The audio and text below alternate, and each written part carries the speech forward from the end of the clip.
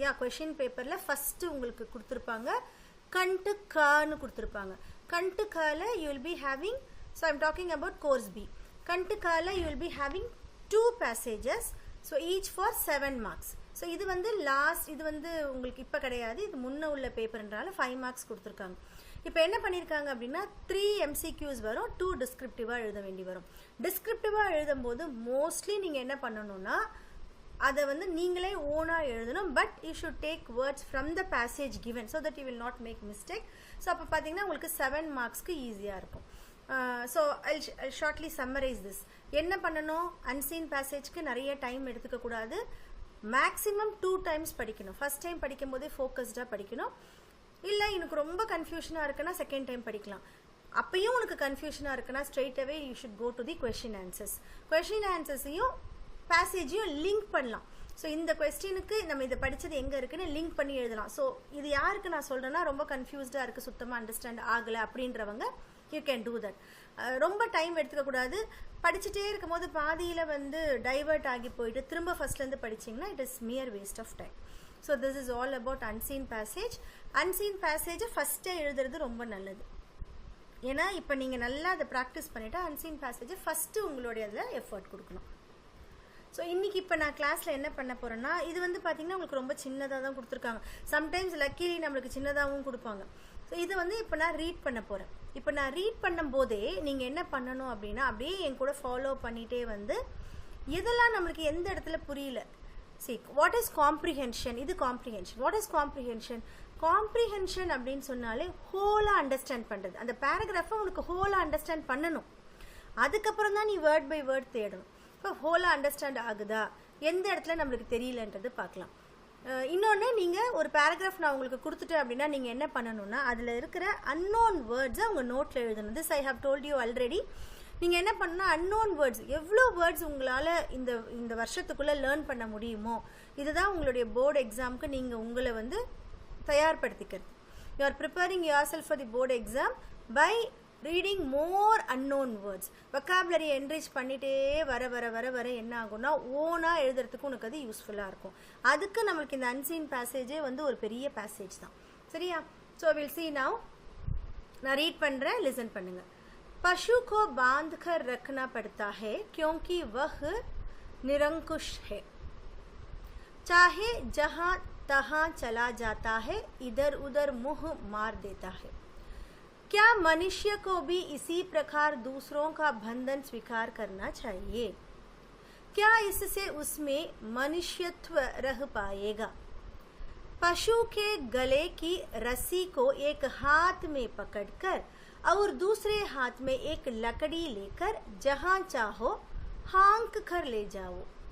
जिन लोगों को इसी प्रकार हाँके जाने का स्वभाव पड़ गया है, जिन्हें कोई भी जिधर चाहे ले जा सकता है, काम में लगा सकता है, उन्हें भी पशु ही कहा जाएगा. पशु को चाहे कितना मारो, चाहे कितना उसका अपमान करो, बात में खाने को दे दो, वह पूंछ और कान हिलाने लगेगा. ऐसे नर पशु भी बहुत से मिलेंगे जो कुचले जाने और अपमानित होने पर भी जरा सी वस्तु मिलने पर चट संतुष्ट और प्रसन्न हो जाते हैं. कुत्ते को कितना ही ताड़ना देना के बाद उसके सामने एक टुकड़ा डाल दो, वह चट से मार पीट को भूलकर उसे खाने लगेगा. यदि हम भी ऐसे ही है तो हम कौन हैं, इसे स्पष्ट कहने की आवश्यकता नहीं. पशुओं में भी कई पशु मार पीट और अपमान को नहीं सहते. वे कई दिन तक निराह रहते हैं. कई पशुओं ने तो प्राण त्याग दिए, ऐसा सुना जाता है. पर इस प्रकार के पशु मनुष्य कोटि के हैं. उनमें मनुष्यत्व का समावेश है. यदि ऐसी कहा जाए तो कोई अत्युक्ति ना होगी. So this is what the paragraph is. Okay. So இப்போ நம்ம வந்து டிஸ்கஸ் பண்ண போறோம். இந்த paragraph we are going to discuss. So can anyone tell me what is this paragraph about? So far what you understood you can tell me. Ma'am, animals பத்தி இருக்கு. Animals பற்றி இருக்குது. ஸோ லிட்ரலாக அனிமல்ஸ் பற்றி தான் மீன் பண்ணுறாங்க, வேறு எதுவுமே அவங்க. சரி, நம்ம 9th ஸ்டாண்டர்ட் வந்ததுக்கப்புறம் இப்போ ஒரு ஸ்டோரி சொல்கிறாங்க அப்படின்னா you should see the moral behind it. அவங்க என்ன சொல்ல வராங்க, see something they will say for the society. அந்த மாதிரி இதில் சொசைட்டிக்கு என்ன சொல்கிறாங்க? Can anyone tell me? Just discussion தான், எனிதிங் இஸ் ஃபைன். சொல்லுங்கள். Humans, cows or animals வச்சு compare. மேம் டாலரன்ஸ் பத்தி பேசுறாங்க மேம். அனிமல்ஸ் வந்து சில வாட்டி டாலரேட் பண்ணுவாங்க, சில அனிமல்ஸ் டாலரேட் பண்ண மாட்டாங்க. அவங்க ஃபுல் டே வந்து சோகமாவே இருப்பாங்க, அவங்களோட லைஃப கூட வந்து தியாகம் பண்ணுவாங்க. சரி, ஓகே, இது ஒன் ஆஃப் தி திங். இன்னும் வேற ஏதாவது?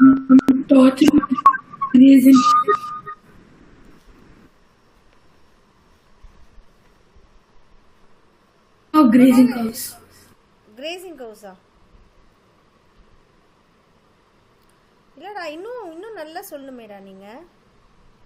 people have come to 10th ஸ்டாண்டர்ட்ல நிறைய சொல்லாமே இன்னும். पशु को बांधकर பசுக்கு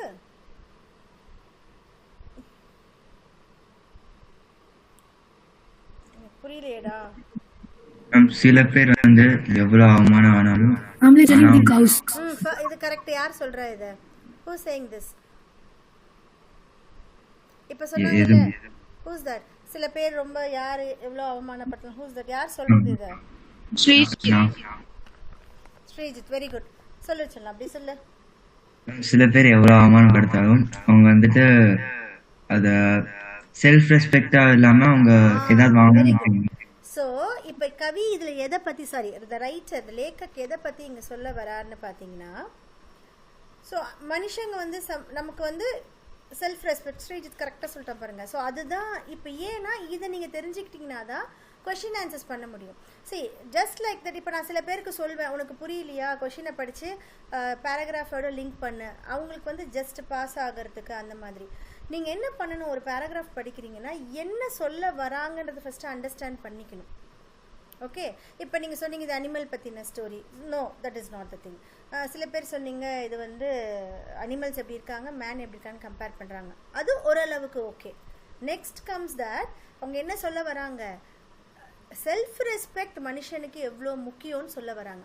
அப்போ ஃபஸ்ட்டு என்ன பண்ணிட்டாங்க, அனிமல் பற்றி சொல்லிட்டாங்க. அனிமல்ஸ் வந்து நீ எவ்வளோ தான் அடித்தாலும் then it will come for ஃபுட்டுன்னு சொன்னாங்க. இது you will everyone will understand. அதுக்கப்புறம் என்ன சொன்னாங்கன்னா, அனிமல்லையும் சில அனிமல்ஸ் இருக்குது. அது புரிஞ்சிச்சா உங்களுக்கு லாஸ்ட் லைனில்?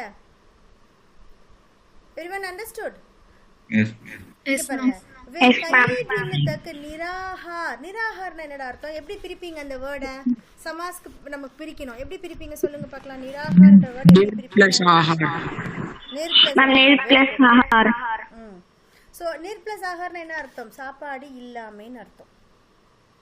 ஓகே, ஸோ நிராக ரஹித்தே. அப்போ என்ன மீன் பண்ணுறாங்கன்னா, அனிமல்ஸ்லேயும் சில அனிமல்ஸ் இருக்குது. அது என்ன பண்ணும், தன்னை வந்து இந்த மாதிரி அதோட டிஸ்ரெஸ்பெக்டை பொறுக்காமல் அது சாப்பிடாமையே என்ன பண்ணும், தோ பிராண தியாக தியே ஏசா சுனா ஜாத்தா ஹை. ஸோ இந்த மாதிரி நம்ம கேள்விப்பட்டிருக்கோம். சில அனிமல்ஸ் வந்து, ஸோ நிறைய நம்ம வீட்டில் வளர்க்குற நாயெல்லாம் பார்த்தோம்னா என்ன பண்ணோம்னா, அது சில நாய்ங்க வந்து ரொம்ப கோவம், நம்மக்கிட்ட ரொம்ப உரிமையாக கோவிச்சுக்கும். ஸோ நம்ம சாப்பாடு வந்து வச்சா கூட அது கோவமாக இருக்கும், சாப்பிடாம இருக்கும். இதெல்லாம் வந்து அதோட செல்ஃப் ரெஸ்பெக்டை குறிக்குது.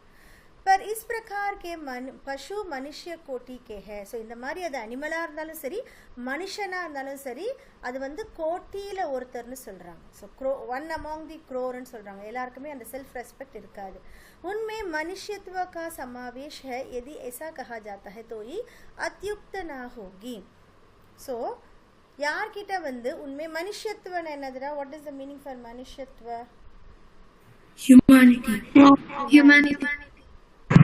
humanity. ओके, सो उनमें मनुष्यत्व का समावेश है. यदि ऐसा कहा जाता कोई अत्युक्ति, अत्युक्ति अलंकार ने படிச்சிருப்பீங்க. வாட் இஸ் அத்தியுக்தி அப்படின்னா வந்து எக்ஸாஜரேஷன்.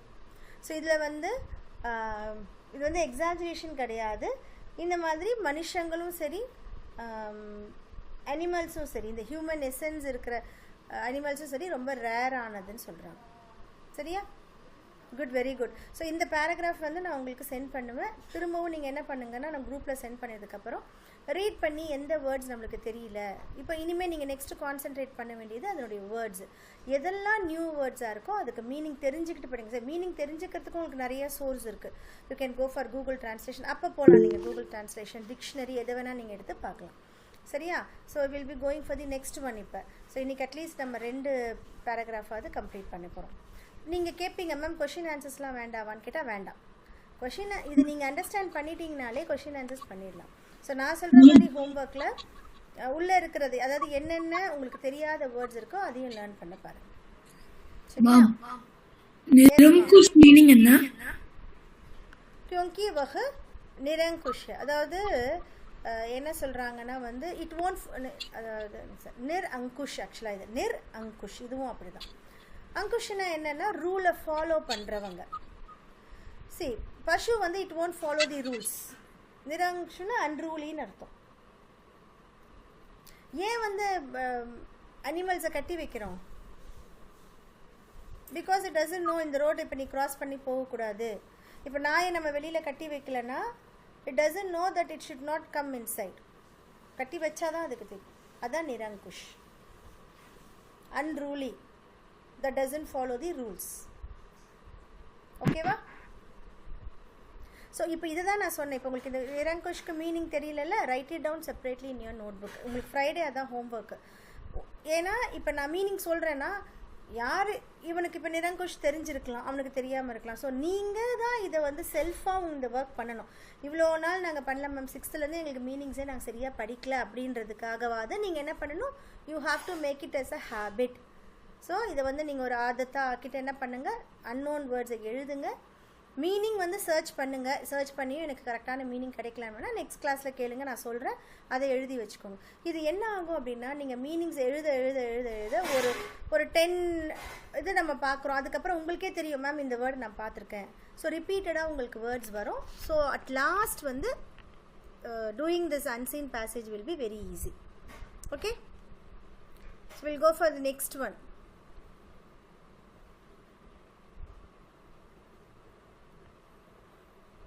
இப்போ 10Bலேருந்து ஒன்று எடுத்துக்கலாமா? Will go for 10B sample paper.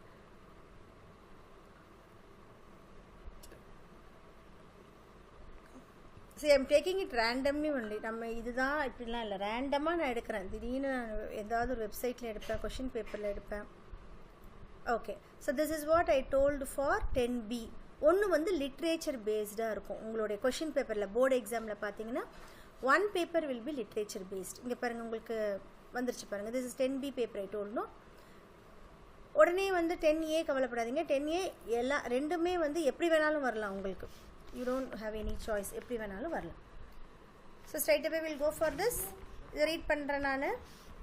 Okay, read பண்ணும்போதே லிசன் பண்ணிவிட்டு இப்போ நீங்கள் வந்த மாதிரி come to a conclusion and அதை அண்டர்ஸ்டாண்ட் பண்ணி எக்ஸ்பிளைன் பண்ண பாருங்க. After this we'll go for, so Rachana के आधार पर ஆல்ரெடி நம்ம டீச் பண்ணிட்டோம் இல்லையா, அதனால ஒரு 10 or 15 sentences பார்க்கலாம். if time permits, டைம் இருக்கும், நம்ம will do that. என்ன பண்ணணும் அப்படின்னா, ரச்சனா के आधार पर சுத்தமாக தெரியாது மேம், நான் இன்றைக்கி தான் வந்திருக்கேன் அப்படின்னா you can just listen to the class. அதுக்கப்புறம் வந்து அதுக்கு என்ன பண்ணலான்றதை நான் சொல்கிறேன். சரி, so I'm going to read this now.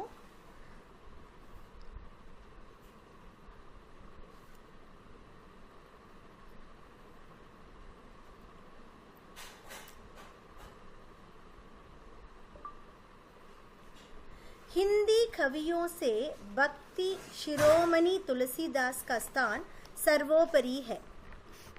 तुलसी जैसे कवि काव्य की विशुद्ध, मनोमयी, कल्पना प्रवण तथा श्रृंगारात्मक भाव भूमियों के प्रति उत्साही नहीं हो सकता. उनका संत हृदय परम कारुणिक राम के प्रति ही उन्मुख हो सकता है, जो जीवन के धर्ममय सौंदर्य, मर्यादापूर्ण शील और आत्मिक शौर्य के प्रतीक है. विजय रथ के रूपक में उन्होंने संत जीवन की रूपरेखा उभारी है और अपनी राम कथा को इसी संतत्व की चरितार्थ बना दिया है। उनका काव्य भारतीय जीवन की सबसे बड़ी आकांक्षा मर्यादित जीवन एक्चुअली जीवन आचर्य अथवा संत जीवन को वाणी देता है। धर्ममयी जीवन की आकांक्षा भारतीय संस्कृति का वैशिष्ट्य है।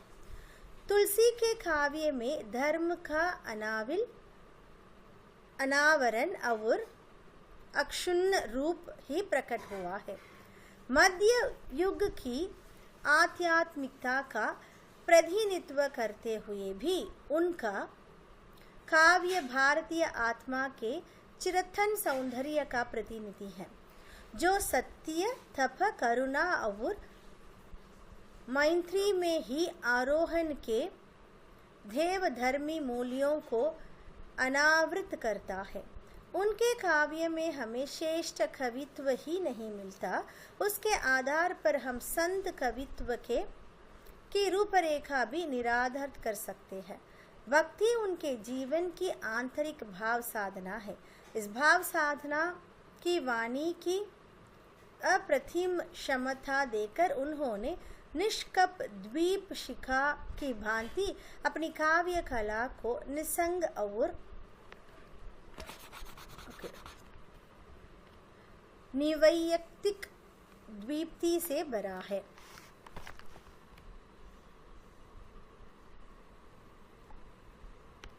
So this is literature based. What is this? So far I read no, this is literature based paragraph. இதில் என்ன புரிஞ்சுது? சரி, ஃபஸ்ட்டு நம்ம படித்தது லாங்குவேஜ் பேஸ்டு, இது எது பேஸ்டு? Literature based. இதில் என்ன புரிஞ்சுது சொல்லுங்க பார்க்கலாம். மேம் இது ஒரு கவியோட இன்ட்ரோடக்ஷன் மாதிரி இருக்கு மேம். Very good. கவியோட இன்ட்ரோடக்ஷன். யார் அந்த கவி? तुलसीदास. Very good. துளசிதாஸ் கவியினுடைய இன்ட்ரோடக்ஷன். ஸோ ஹிந்தி கவியோமே பக்தி சிரோமணின்னு சொல்கிறாங்க அவரை. பக்தி சிரோமணின்னா என்ன? பக்தியில் திளைத்தவர்னு ரொம்ப. அது வந்து யாருன்னு பார்த்தீங்கன்னா துளசிதாஸ் கா ஸ்தான் சர்வோபரி है. துளசிதாஸ் இப்போ உங்களுக்கு இருக்குது, 10th ஸ்டாண்டர்டுக்கு உங்களுக்கு இருக்குது. அதாவது ஏக்கு இருக்காது, பிக்கு இருக்கும். சரியா? அவரோட பிளேஸ் தான் ரொம்ப கிரேட்டான ஒரு என்ன சொல்கிறது, ஒரு கிரேட் பிளேஸ் அவருக்கு. तुलसी जैसा कवि काव्य की विशुद्ध ओके मनोमयी कल्पना प्रवण तथा श्रृंगारात्मक भाव भूमियों के प्रति उत्साही नहीं हो सकता. இதில் ஓரளவுக்கு உங்களுக்கு அண்டர்ஸ்டாண்ட் பண்ணலாம். என்ன அண்டர்ஸ்டாண்ட் பண்ணுங்க சொல்லுங்க பார்க்கலாம்.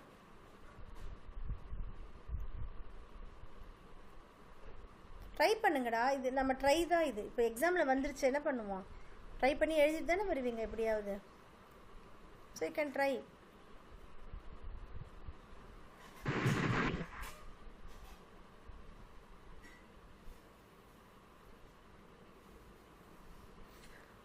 No try at all.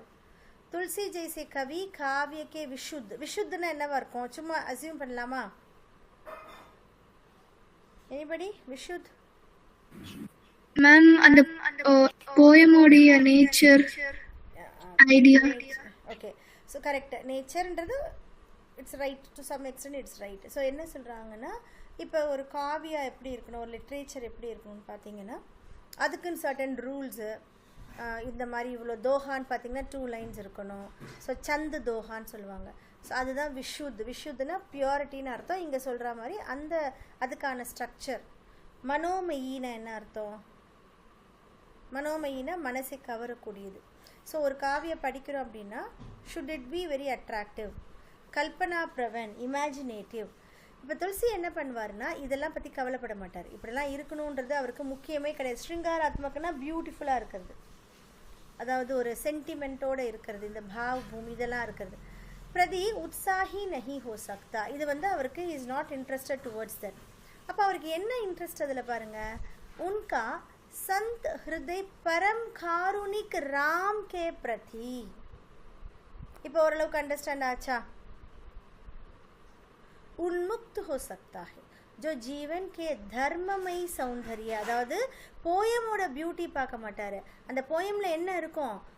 லைஃபினுடைய தர்மத்தை பற்றின பியூட்டி இருக்கும். மரியாதை பூர்ணா. ஸோ லைஃப்பில் நம்ம எப்படி மரியாதையோடு நடந்துக்கணும், டிக்னிட்டி. ஓகே, ஷீல்னா என்ன அர்த்தம்? மாடஸ்டி. ஆத்மிக் ஷௌரி அப்படின்னா அதாவது என்ன சொல்லுவாங்க, பக்தியாக இருக்கிறது என்ன சொல்லுவாங்க, டிவோஷ்னலாக இருக்கிறது. ஓகே, ஸோ இதை பற்றி தான் அவருடைய கவிதா இருக்கும். இப்போ ஓரளவுக்கு அப்படியே கொண்டு போயிடலாமா? இப்போ ரீட் பண்ண அண்டர்ஸ்டாண்ட் பண்ண முடியுமா? இப்போ பாருங்கள், இதுக்கப்புறம் என்ன கொடுத்துருக்காங்க? விஜய் रथ के रूपक में उन्होंने संत जीवन की रूपरेखा उबारी है. அப்போ விஜய் ரத்ன்றது அவருடைய ஒரு ரைட்டிங், அவரோட ஒரு கிரியேஷன். அப்போ அந்த கிரியேஷனில் அவர் என்ன பண்ணியிருக்காரு? என்ன பண்ணியிருக்காருடா?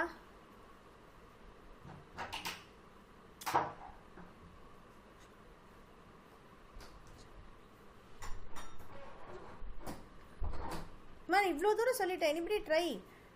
இப்போ நம்ம இவ்வளோ பார்த்துட்டோம்ல. மிஸ் அவரோட பயோகிராஃபியா? இல்லை, விஜய் ரத்ன்றது அவரோட ஒன் ஆஃப் தி ரைட்டிங்ஸ். அதில் அவர் எதை பற்றி சொல்கிறாரு? மேம் ராமரோடைய டிவோஷன், அவர் வந்து அவர்கிட்ட இருக்கிற அந்த டிவோஷன் ராமன் பற்றி இருக்கு. இருங்க. ஸோ இப்போ நீங்கள் சொல்கிற மாதிரி இது அவரோட இன்ட்ரடக்ஷன்ரா. அவரோட இன்ட்ரடக்ஷனில் என்ன சொல்லிட்டாங்கன்னா, அவர் கவிதாவை பற்றி ரொம்ப இம்பார்ட்டன்ஸ் கொடுக்க மாட்டார். Instead he will give importance in this கவிதா ஃபார் தி லைஃப்பில் இருக்க வேண்டிய அந்த என்ன சொல்கிறது, லைஃபினுடைய beauty, moral values, and then அதில் இருக்கக்கூடிய பக்தியை பற்றி இருக்குன்னு சொல்லிட்டாங்க. That is one of the point. இப்போ எஸ் வைஸா இருக்கிறது, நாலேஜபிளா அந்த லைஃப்ல இருக்கிறது, லைஃப் எப்படி இருக்கணுன்றத பத்தி அவரோட கவிதா இருக்கும் அப்படின்றத ஃபர்ஸ்ட் சொல்லிட்டாங்க. நெக்ஸ்ட் என்ன சொல்றாங்க? விஜய் ரத் கே ரூபக் அப்படின்றது அவருடைய ஒன் ஆஃப் தி கவிதா. புரியுதா? ஸோ அந்த கவிதால அவர் எதை பத்தி சொல்றாருன்னு பார்த்தீங்கன்னா, விஜய் ரத் கே ரூபக் மே உன்ஹோனே சந்து ஜீவன். சந்துன்னா யாருன்னு பார்த்தீங்கன்னா, இந்த சாமியார்களை தான் முன்ன சந்துன்னு சொல்லுவாங்க. சந்த்னா செயின்ஸ்ன்னு அர்த்தம். ஸோ அதில் அவர் செயின்ஸோடைய லைஃப்பை பற்றி ரூபரேகானா அண்டர்லைன் பண்ணி காமிச்சிருக்காரு, மேற்கோள் காமிச்சிருக்காரு, அதை அங்கே ஃபோக்கஸ் பண்ணி காமிச்சிருக்காருன்னு சொல்கிறாங்க. புரியுதா? உபாரி அப்படின்னா he has just focused on that. புரிஞ்சுதாடா? ஸோ இப்போ நம்ம என்ன பண்ணணும், ஒன்று அண்டர்ஸ்டாண்ட் பண்ணணும். ஒன்று இப்போ அவரை பற்றி சொல்கிறாங்க, அவருடைய கவிதாவில் அவர் கொடுக்குற இம்பார்ட்டன்ஸ் பற்றி சொல்லிட்டாங்க. விஜய் ரத் கே ரூப் மே அதுவா. அது நெக்ஸ்ட்டு அவர் அப்பனி ராம் கதா கோ. இப்போ தான் ராம் கதா பற்றி சொல்கிறாங்க. இப்போ ராம் கதாவில் என்ன சொல்கிறாரு? இசி சந்தத்வ கி சரிதார்த்தா பனா தியா ஹே. அப்போ இந்த ராம் கதாவில் பார்த்தீங்கன்னா இந்த சந்த் எப்படி இருக்கணுன்றது தான் ராமரை வச்சு கதையாக சொல்லியிருக்காங்க. இப்போ ராமர் பார்த்தீங்கன்னா 14 இயர்ஸ் எங்கே இருந்தார்? வனவாசத்துல இருந்தாரு. ஃபாரஸ்ட்ல இருக்கும்போது, அந்த வனவாசத்துல இருக்கும்போது அவருடைய ட்ரெஸ்ஸிங்ஸ்லாம் எப்படி இருக்கும்? செயின்ஸ் மாதிரி தான் இருக்கும் இல்லையா? அப்போ அவர் என்ன பண்றாரு? ராமரோட கதையில சந்தத்வகி சரிதார்த்தனா பனாதியாகே. இப்போ நீங்கள் என்ன பண்ணுவீங்கன்னா, உங்களுடைய மென்டாலிட்டி, ஸ்டூடெண்ட்ஸோட மென்டாலிட்டி எப்படி இருக்குன்னா, இந்த மாதிரி படித்த உடனேயே ஐயோ இது நமக்கு புரியலையே. இப்போ கொஷின் பேப்பரில் ஸ்டார்டிங்கில் இது இருக்குதுன்னு வச்சுக்கோங்களேன். நீங்கள் என்ன பண்ணுவீங்கன்னா, படித்த கொஷின்ஸும் மறந்து போயிடும். நீங்கள் நல்லா ஹிந்திக்கு ப்ரிப்பேர் பண்ணிட்டு போயிருந்தாலும் இது என்னது எனக்கு ஒன்றுமே புரியல, இது எனக்கு சுத்தமாக புரியல அப்படின்னு சொல்லிட்டு நீங்களே ஒரு கன்க்ளூஷனுக்கு வந்துடுவீங்க. படித்ததும் மறந்து போய் ஒரு மாதிரி வெக்ஸ் ஆகி நல்லா எழுத வேண்டிய பார்ட் கூட எழுத மாட்டீங்க. ஸோ அதுக்காக தான் இந்த இதை நான் இப்போ எடுத்திருக்கேன் சார். அது லக்கிலி உங்களுக்கு அதுவே வந்துருச்சு. நான் ரேண்டமாக தான் எடுத்தேன், பட் உங்களுக்கு அது வந்துருச்சு. பட் இதில் நீங்கள் என்ன அண்டர்ஸ்டாண்ட் பண்ணணும்னா, எதுவுமே வந்து டிஃபிகல்ட் கிடையாது. உங்கள் எல்லாரும் நீங்கள் இப்போ எல்லாருமே தான் ஆன்சர் பண்ணுறீங்க. ஃபஸ்ட்டு கொஞ்சம் புரியாத மாதிரி இருந்தவங்க கூட சொல்ல உங்களுக்கு அது புரியுது இல்லையா? So what I mean to say is, எந்த பேராகிராஃபாக இருந்தாலும் பேனிக் ஆகக்கூடாது. அன்சீன் பேசேஜில் ஒன்றுமே எனக்கு புரியல மேம், அது முக்கியமாக 10A சில்ட்ரன் என்ன சொல்லுவாங்கன்னா, மேம் எனக்கு கவிதாவில் எதுவுமே புரியவே இல்லை, பட் கவிதா தான் இதை ஈஸியாக மார்க் ஸ்கோர் பண்ணலாம். Yes, anybody wants to say something? சரி, ஓகே. நடுவில் வந்து பேசக்கூடாது, சரியா? லிசன் பண்ணுங்க. இது மாதிரி இப்போ பாருங்கள், நம்ம ஓரளவுக்கு நம்மளே ஒரு கன்க்ளூஷனுக்கு கொண்டு வந்துட்டோம். नेक्स्ट पारेंगे, उनका काव्य भारतीय जीवन की सबसे बड़ी आकांक्षा मर्यादित जीवन चर्चा अथवा संत जीवन का वाणी है.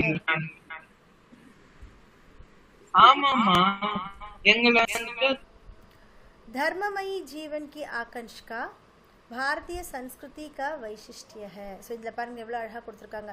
தர்மமயி ஜீவன், நம்ம லைஃப் வந்து தர்மத்தோட இருக்கிறது. ஸோ நம்ம தர்மத்தோட இருந்தோம் அப்படின்னா பாரதிய சன்ஸ்கிருதிக வைசிஷ்டியம் என்னது? யூனிக்னஸ். இந்த வார்த்தையெல்லாம் உங்களுக்கு நாட் ஓன்லி ஃபார் லிட்ரேச்சர், உங்களுக்கு லாங்குவேஜ்லேயும் இந்த வார்த்தையெல்லாம் தெரியணும். வைசிஷ்டிய அப்படின்னா என்ன அர்த்தம் அப்படின்னா யூனிக், எக்ஸ்ட்ராடினரி. நம்மளுடைய கல்ச்சரினுடைய ஒரு யூனிக்னஸ்ஸே என்னது? தர்மமயி ஜீவன். இதை தான் துளசிதாஸ் சொல்கிறாரு. तुलसी के काव्य के धर्म का अनावरण அவர் அக்ஷுண்ண ரூப் ही प्रकट हुआ है. ஸோ இதில் என்ன சொல்கிறாங்க? இந்த வேர்டு ஏதாவது கேள்விப்பட்ட வேர்டாக இருக்க பாருங்க உங்களுக்கு. அநாவில், அநாவரன். ஸோ இங்கே வந்து ஆக்சுவலாக நாவில், நாவரன், ஷுன்னு தான் வந்து வேர்டு. இப்போ ஆ முன்னாடி போடும்போது நம்ம என்ன பண்ணுறோம்? ஆப்போசிட் மீனிங்கை கொடுக்குறோம். ஓகே. ஸோ நாவில் அப்படின்னா கரப்டடுன்னு அர்த்தம். இது வந்து அன்கரப்டட், ஸோ கரப்ஷன் இல்லாத. அநாவரன் அப்படின்னா என்ன அர்த்தம்? அதாவது ஒளிவு மறைவு இல்லாத. அதே மாதிரி ஷுன் அப்படின்னா வந்து க்ளோஸ்டு ஃபார்ம். ஓகே, இது வந்து ஃபேக்டாக இருக்கிற ஃபார்ம். ஸோ இதுக்கு மீனிங் உங்களுக்கு தெரியலனா கூட பரவாயில்ல, நீங்கள் அது ஒன்றும் நீங்கள் ஐயோ இந்த மீனிங் எனக்கு தெரியல. இப்போ பாருங்கள், இது நீங்கள் என்ன அண்டர்ஸ்டாண்ட் பண்ணணும்? तुलसी के काव्य के धर्म में अनाविल अनावरण और अनुक्षण रूप ही प्रकट हुआ है. அப்போ இவ்வளோ நேரம் நம்ம மேலே படிச்சிருக்கோம், துளசிதாஸ் லைஃபுக்கானதை கொடுக்குறோம். அப்போ சம்திங் ரிலேட்டட் டு லைஃப்னு நீ அண்டர்ஸ்டாண்ட் பண்ணிக்கணும். मध्य युग की आध्यात्मिकता का प्रतिनिधित्व करते हुए, அதாவது மத்திய யுக் என்ன அர்த்தம்? மிடில் ஏஜஸை சொல்கிறாரு. அதாவது மிடியூவல் பீரியட் நீங்கள் வந்து ஹிஸ்ட்ரியில் படிச்சிருப்பீங்க. அதுதான் மத்திய யுகக்கு. ஆத்தியாத்மிக்தாக்கே பிரதிநிதித்துவ அப்படின்னா ரெப்ரசன்டேட்டிவ். ஸோ துளசி வந்து என்ன பண்ணுறாரு அப்படின்னா அந்த மிடியூவல் பீரியட் எப்படி இருந்ததுன்றதை இங்கே ரெப்ரசன்ட் பண்ணுறாரு.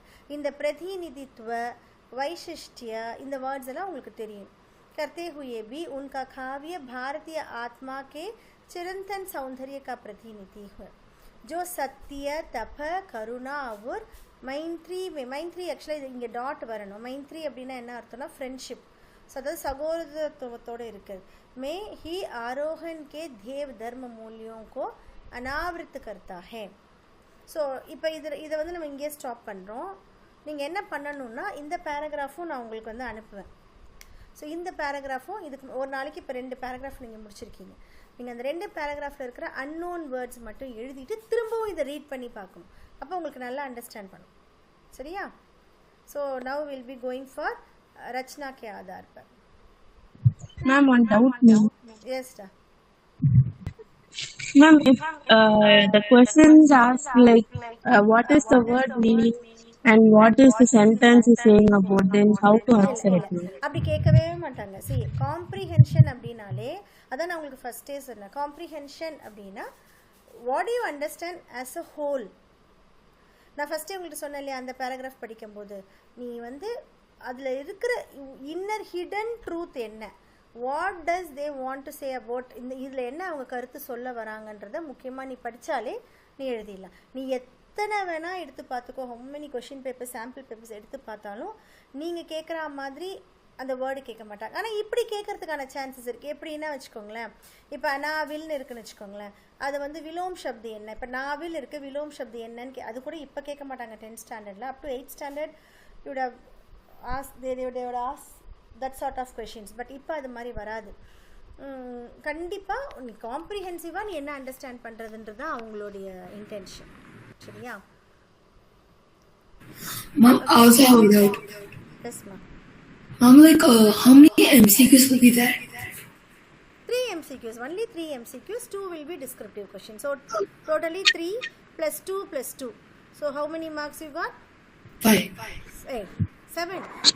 So descriptive is for 2 marks. Okay. So totally 7 marks you'll be getting. Okay. So ஈஸியாக வாங்கிட்டு வந்துடலாம் இதில் 7 marks. But should not get panic. அதே மாதிரி நான் சொன்னது எல்லாமே இந்த அன்சீன் பேசேஜில் நீங்கள் ஃபாலோ பண்ணணும். லைக் ரொம்ப டைம் ஸ்பெண்ட் பண்ணக்கூடாது. ஃபஸ்ட்டு நம்ம ஃப்ரெஷ்ஷாக உட்காருவோம் எக்ஸாம் ஹாலில். இது பார்க்கும்போது ஓகே நம்ம பண்ணிடலாம். ஏன்னா பின்னாடி கொஷின் திருப்பி பார்ப்பீங்க, எல்லா கொஷின் ஆன்சரும் உனக்கு தெரியும். க்ரியேட்டிவ் பார்ட் பார்ப்பீங்க, ஆல் லெட்டர் ரைட்டிங் இன்னும் ஜென்ரல் எஸ்ஸே கூட உனக்கு தெரிஞ்சது வந்துருச்சு. But you are very happy. அந்த மாதிரி எப்போயுமே emotionally we should be balanced.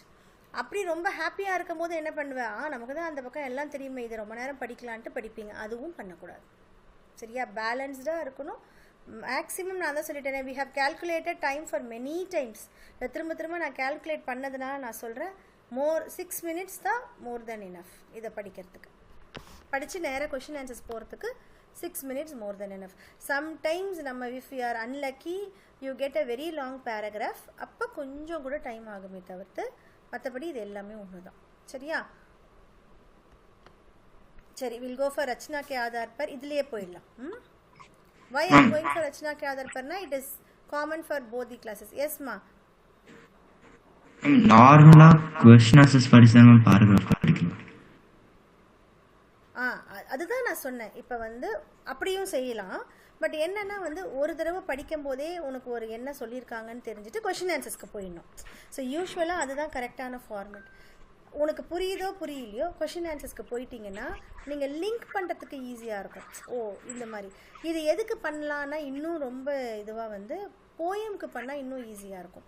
ஏன்னு சொன்னீங்கன்னா, எதுக்காக இந்த இதை நாங்கள் போயம்க்கு இந்த ஐடியா ஃபாலோ பண்ணுறோன்னா, இப்போ நீங்கள் ப்ரோஸ்க்கு கூட எடுத்துக்கோங்களேன், உனக்கு அவன் என்ன சொல்ல வரானே புரியல. ஸோ ஏதோ ஒன்று சொல்கிறான். இப்போ ஃபஸ்ட்டு நம்ம எடுத்தோம், அனிமல் பற்றி பேசினாங்க. அப்போ நம்ம என்ன பண்ணுவோன்னா, ஸ்ட்ரெயிட்டாக நான் கொஷின் ஆன்சர்ஸ் போக சொல்கிறேன். கொஷின் ஆன்சர்ஸ் போகும்போது அவன் நேராக கொஷினில் வந்து கவி இதை பற்றி சொல்கிறாருன்னு சொல்லி ஆப்ஷன்ஸ் கொடுத்துருவாங்க. அப்போ உனக்கு ஒரு ஐடியா கிடச்சிடும், ஓ அப்போ இந்த பேராகிராஃப் இதை பற்றி தான். அதனால கொஷின் ஆன்சர்ஸ் போயிட்டு போகிறதும் பெஸ்ட்டு சாய்ஸ் தான். பட் ரொம்ப கரெக்டான ஃபார்மேட் என்னென்னா, ஒரு தடவை ரீட் பண்ணிவிட்டு கொஷின் ஆன்சர்ஸ் போயிட்டு திரும்ப ஒரு தடவை பார்த்துக்கிறது பெட்டர் சாய்ஸ். சரியா? எதுக்காக கொஷின் ஆன்சர் போக சொல்கிறாங்கன்றது இதுக்காக தான். ஏன்னா உனக்கு பேராகிராஃப் எதை பற்றின்னு தெரிஞ்சுக்கிறதுக்கு ஒரு இது கிடைக்கும் இல்லையா, அதுக்காக தான் கொஷின் ஆன்சர்ஸ் போன்னு சொல்கிறாங்க. சரியா? ஓகே, இப்போ நம்ம வந்து ஆப்ஷன்ஸில் தான் பார்க்க போகிறோம். ரச்சனா கே ஆதார் பர் எல்லாருமே ஆன்சர் பண்ணலாம். Those who are new and those who still don't understand can remain quiet. அவங்களுக்கு திரும்பவும் நம்ம வரலாம், சொல்ல சொல்ல வந்துடும். रीति के अनुसार दोनों का एक ही गांव का होना आवश्यक था. इस वाक्य का मिश्र वाक्य होगा. ऑप्शन பார்த்து கூட சொல்லுங்க, ஒன்றும் பிரச்சனை இல்லை. இது மிக்ஸ்டு வாக்கியம் என்னவா இருக்கும்? मैम फर्स्ट रीति के अनुसार, रीति के अनुसार एक ही फर्स्ट ऑप्शन आडा மேம் தேர்ட் மேம். சரி, நல்லா ரீட் பண்ணுங்க. உங்களுக்கு ஆப்ஷன்ஸ் கொடுத்துருக்காங்க. You need not worry. Read பண்ணிட்டு சொல்லுங்க. I want a clever answer. பார்க்கலாம் யார் நான் சொல்லி கொடுத்ததுனால சமத்தா அண்டர்ஸ்டாண்ட் பண்ணி சொல்கிறாங்கன்னு பார்க்கலாம். मैम थर्ड ऑप्शन यह रीति थी इसलिए दोनों एक घाव दे थे. அது संयुक्त वाक्यடா. मैम कोई नहीं, इनमें कोई नहीं आड़ा. रीति के अनुसार यह आवश्यक था कि दोनों एक ही गांव के हों. இது யார் சொன்னது ஆன்சர்? விஷ்ணுதாவா? Shivani ma'am. Okay Shivani, very good Shivani. ஏன்னா நான் சொல்லி கொடுத்தவங்க சொல்ல சிவானி, நீ தான் சிவானி சொன்ன. நான் எத்தனை தடவை உங்களுக்கு சொல்லியிருக்கேன், மிக்ஸ்டு வாக்கியனா உங்களுக்கு கீ வரும், கண்ணை மூடிட்டு நீங்கள் போட்டுடலாம். வை வாட் ஹேப்பன் டு எவ்ரிபடிடா? ஏண்டா எவ்வளோ தடவை சொல்லி கொடுத்தேன், கீ இருக்கும். மிக்ஸ்டு வாக்கியம் தானே அவங்க கேட்டிருக்காங்க. இங்கே என்ன சொல்லியிருக்காங்க பாருங்கள், ரீதி के अनुसार एक आवश्यकता था कि दोनों एक ही गांव के हो. So you can just translate it in English. So it is a rule that, it is a necessary, it is a mandatory rule that both of them should be in one village. That how many times I told you that it is a mixed vakya. मंडले एत्तिकोंगा सरिया. Thanks Shivani. Next, Calcutta वासियों के लिए 26 जनवरी 1931 का दिन महत्वपूर्ण था.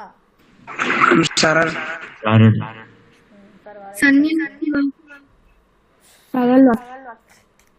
சாது மட்டும் ஒன்று சொல்வா, ஒன்று சொல்லிட்டு அதுலேருந்து ஒன்று கொண்டு வருவா, என்னை டெஸ்ட் பண்ணுவா. ஏன் எங்கே இது சன்யுக்த? சரி சன்யுக்தனா எனக்கு வந்து கனெக்டிங் வேர்டு சொல்லு. எது இங்கே கனெக்ட்?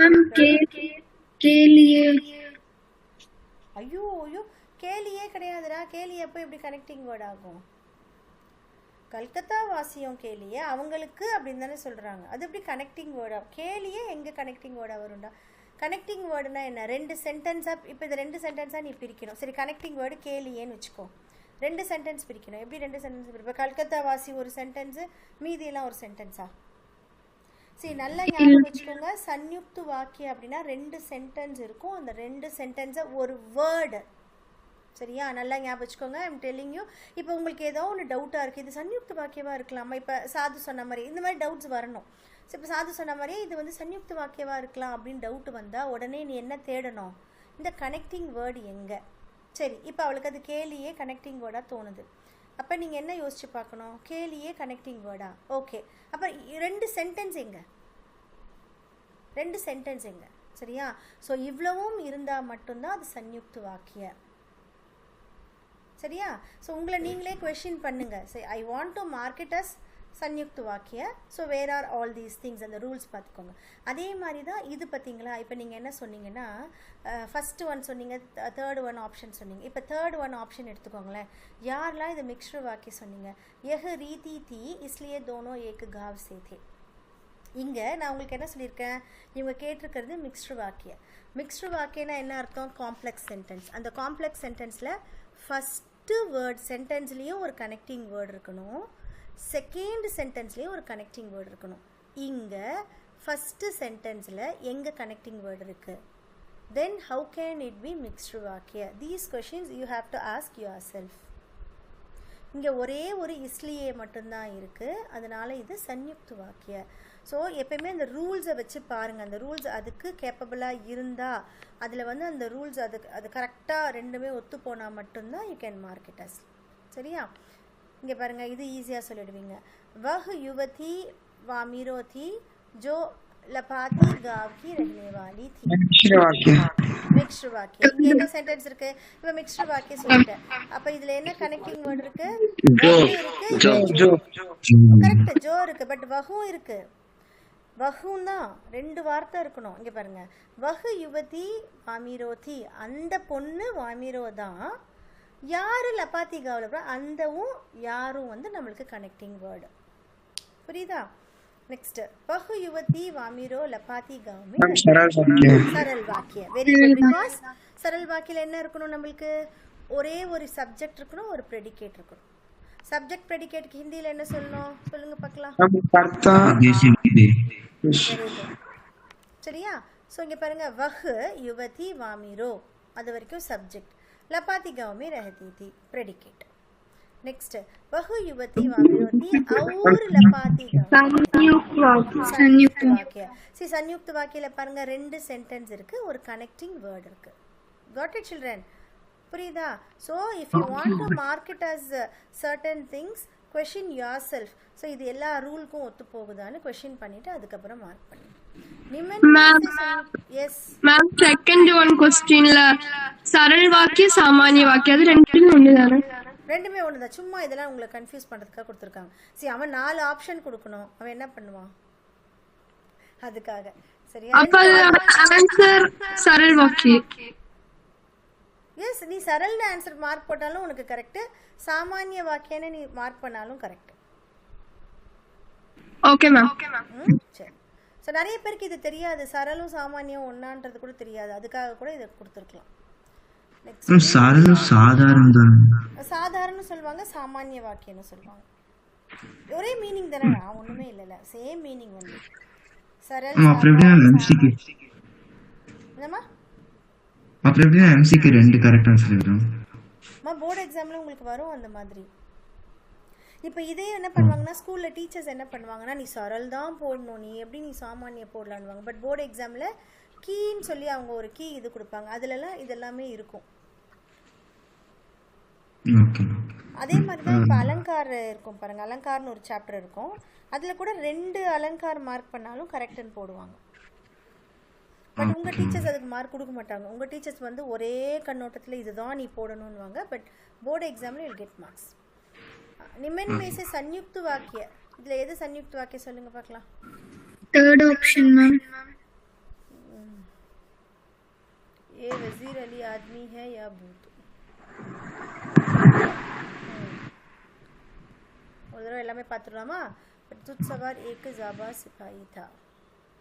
ओके, ये वजीर अली आदमी है या भूत? ओके, செகண்ட் ஒன் தான மேம் வரும் मैम थर्ड वन இருங்க या दरिए पर जाओ तो उसे सलाम करो. जाओ तो उसे सलाम करो. ராஜ் கபூர் एक संवेदनशील कलाकार थी. சரி, இப்போ செகண்ட் ஒன் சொன்னவங்களுக்கு வரலாமா? அந்த மாதிரி டவுட் வரும் இல்லையா? அவன் என்ன சொல்கிறான்? இப்போ ஆக்சுவலாக தோ அப்படின்னா என்ன மீனிங் பாருங்கள் அந்த வேர்டுக்கு.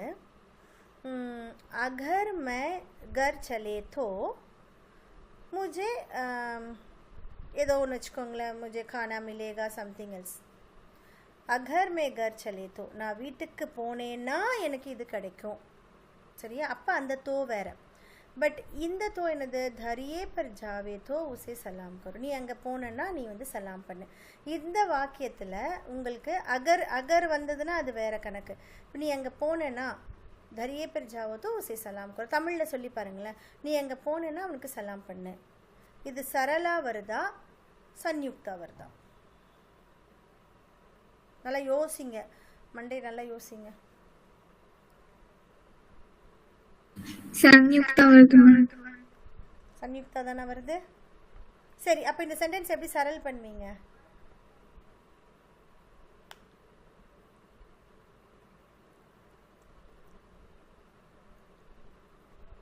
இது சரலாக்குங்கடா, இதே சென்டென்ஸை சரலாக்குங்க. யாரெல்லாம் இது சன்யுக்தி இல்லைன்னு சொல்கிறீங்க? ஹேண்ட்ஸ் ரைஸ் பண்ணுங்க பார்க்கலாம்.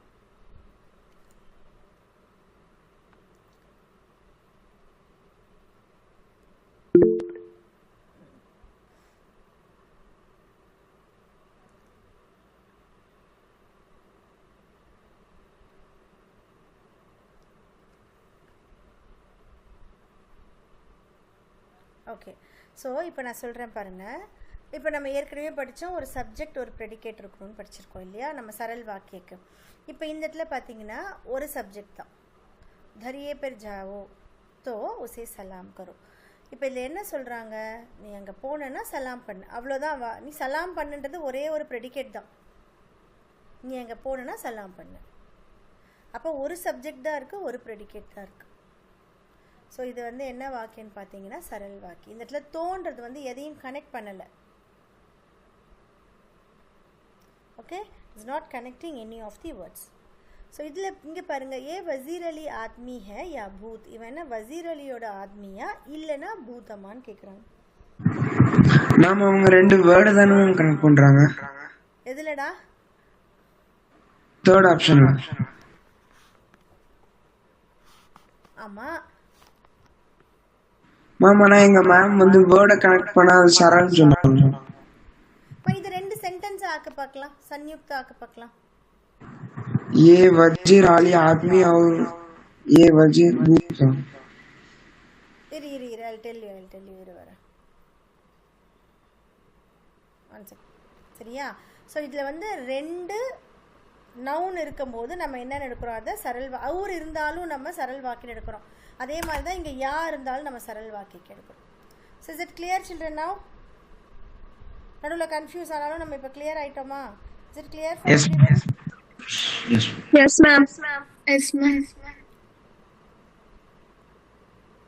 ஸோ இது மாதிரி நிறைய கொஷின் பேப்பர்ஸ் எடுத்து உங்களை நீங்களே செக் பண்ணிவிட்டு கொஷின் வந்து கேளுங்க. ஓகே?